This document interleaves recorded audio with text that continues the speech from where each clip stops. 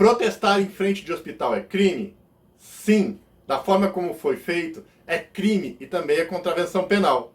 No vídeo de hoje eu vou te explicar todos os detalhes jurídicos do caso dessa menina de 10 anos, que foi estuprada, engravidou e teve a sua gravidez interrompida, mas que causou muita polêmica e muitos protestos na frente do hospital onde o procedimento foi realizado. Os protestos que foram realizados contra o procedimento de aborto nessa menina de 10 anos, que foi vítima de estupro, é bom que se deixe claro isso, ela foi vítima de uma violência extremamente grave por parte de um parente, de um tio. E dessa violência decorreu essa gravidez. E esses protestos, eles configuram primeiro um crime de tortura, depois o crime de constrangimento ilegal. Ainda configuram uma contravenção penal, que é a perturbação do sossego. O direito, as regras e as normas jurídicas, elas são normas de conduta para tornar possível a vida em sociedade. Um dos princípios fundamentais do direito e do Estado democrático de direito é aquilo que a gente chama de princípio da legalidade. Isso está na Constituição, no artigo 5º, inciso 2º. E lá está escrito que ninguém será obrigado a fazer ou deixar de fazer nada em razão de lei. O aborto, ou melhor, o abortamento, porque o nome técnico é abortamento. Aborto é o produto do abortamento, da interrupção da gravidez. E essa possibilidade vem prevista no inciso 2 do artigo 128 do Código Penal. E lá diz que o aborto praticado em gestante, onde a gravidez decorre de violência sexual, não é crime. Ou seja, é um direito dessa gestante ter a sua gravidez interrompida quando ela é decorrente de violência, no caso, um estupro. Então, é um direito individual, é uma garantia individual desta mulher que foi vítima de violência decidir se quer ou não levar essa gravidez adiante. Nesse caso da menina, uma pergunta que tem sido feita é: e se fosse a sua filha?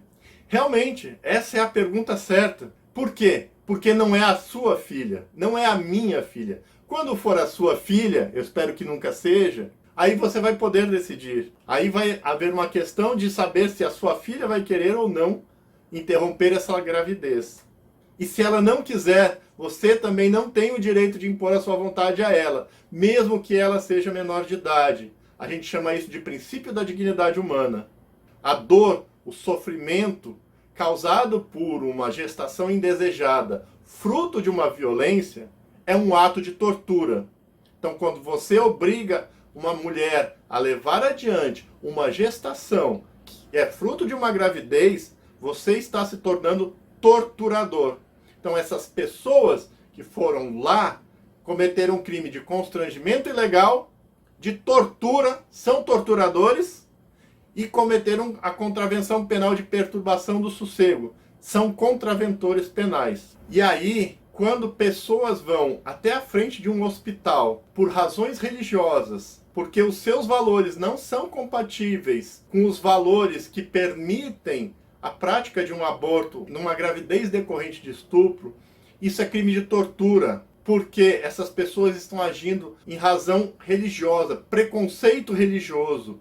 Estas pessoas que vão lá acreditam que a sua religião ou os seus valores são melhores, mais corretos, estão acima, são superiores do que os valores da liberdade, que garantem a uma mulher que foi vítima de estupro o direito de decidir sobre continuar ou não com a gravidez. Então, o crime de tortura, nesse caso, é o que está previsto no artigo 1º, letra C, da Lei 9455, que é a lei da tortura. Além disso, também é uma contravenção penal. Está previsto na Lei das Contravenções Penais, no artigo 42, perturbar o sossego ou o trabalho alheio. Existe uma diferença técnica entre crime e contravenção, mas os dois são atos ilícitos penais. São crime em sentido amplo. Em sentido estrito, um é crime, outro é contravenção, mas isso a gente vai conversar sobre isso num outro vídeo. O que eu quero deixar claro aqui nesse vídeo é que nós vivemos num Estado democrático de direito e uma democracia liberal. E nessa democracia liberal, os direitos e as garantias individuais devem ser respeitados, mesmo que viole valores e preceitos de uma ou outra religião.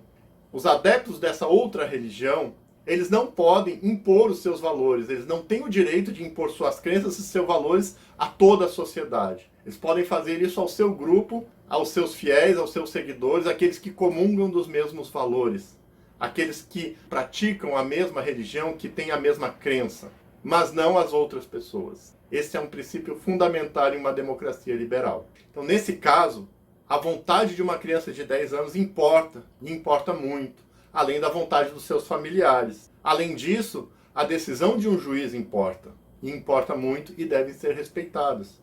Como é uma questão religiosa, o que eu posso falar para os meus amigos que são religiosos é que no momento que você tenta impor a sua vontade, os seus valores, a sua crença a uma outra pessoa, você está usurpando o lugar de Deus. Porque desde o Jardim do Éden, as escrituras bíblicas nos contam isso. Deus deu às suas criaturas o livre-arbítrio, para o bem ou para o mal.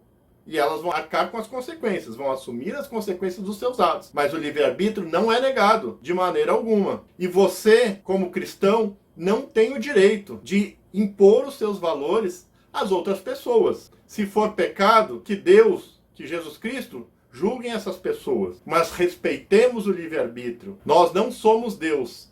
Não cabe a nós usurpar o trono e o lugar de Deus e impor aos outros a nossa vontade. Se o nosso Criador não faz isso, que direito temos nós de fazer isso? Respeitemos a liberdade, os direitos e o livre-arbítrio das pessoas. Se você gostou desse vídeo, deixa o seu like, se inscreve no canal se você ainda não é inscrito, compartilhe com seus amigos, com quem você acha que pode gostar e pode se interessar. O seu like, o seu comentário, o seu compartilhamento é muito importante, ajuda o canal a crescer e, principalmente, faz com que o YouTube indique o vídeo e o canal para outras pessoas. É isso aí, até o próximo vídeo.